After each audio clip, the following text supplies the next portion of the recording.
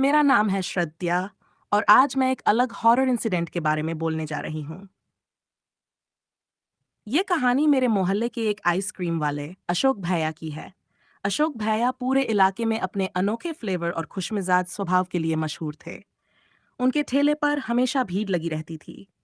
पर जो कुछ हुआ, उसके बाद कोई भी उनकी आइसक्रीम खाने की हिम्मत नहीं करता।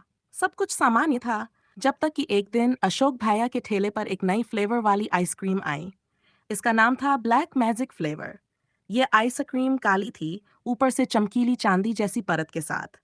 अशोक भैया ने बताया कि यह खास फ्लेवर है, जो खाने वाले को जादुई अनुभव देगा। लोग इसे ट्राई करने के लिए बेचैन हो गए। पहले दिन कुछ लोगों ने इसे खाया। उन लोगों ने बताया कि उन्होंने इसे खाने के बाद अपने सपनों में कुछ अजीब चीजें देखीं। सपने में कोई अजनबी उन्हें बुला रहा था। शुरू में ये एक मजाक जैसा लगा, लेकिन कुछ दिनों बाद उन लोगों में से कई गायब हो गए। मोहल्ले में अफवाहें फैलने लगी कि यह आइसक्रीम शापित है, पर अशोक भैया ने इसे झूठ करार दिया और ठेले पर धड़ाधड़ आइसक्रीम बेचते रहे। लेकिन फिर एक अजीब बात हुई। एक रात मोहल्ले के कुछ लोगों ने देखा कि अशोक भैया का ठेला अपने आप सड़क पर चल रहा था। कोई उसे धक्का नहीं दे रहा था, पर वह धीरे धीरे आगे बढ़ रहा था। उसके अगले ही दिन एक लड़की जो रात में आइसक्रीम खाकर लौटी थी, उसने अपने परिवार को बताया कि उसने आईने में अपने चेहरे की जगह किसी और का चेहरा देखा। वह इतना डर गई कि उसने खुद को कमरे में बंद कर लिया। मोहल्ले वालों ने मिलकर अशोक भैया से इस आइसक्रीम के बारे में सच्चाई पूछी।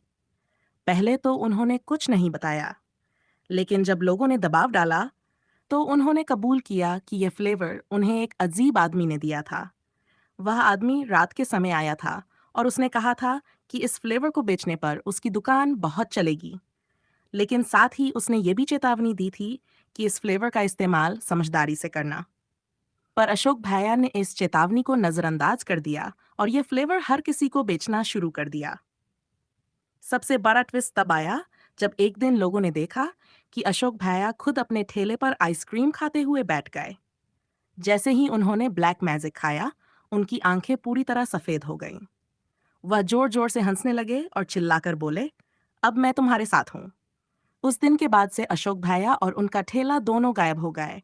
लेकिन रात में कभी कभी मोहल्ले के लोग सुनते हैं, आइसक्रीम ले लो, ब्लैक मैजिक।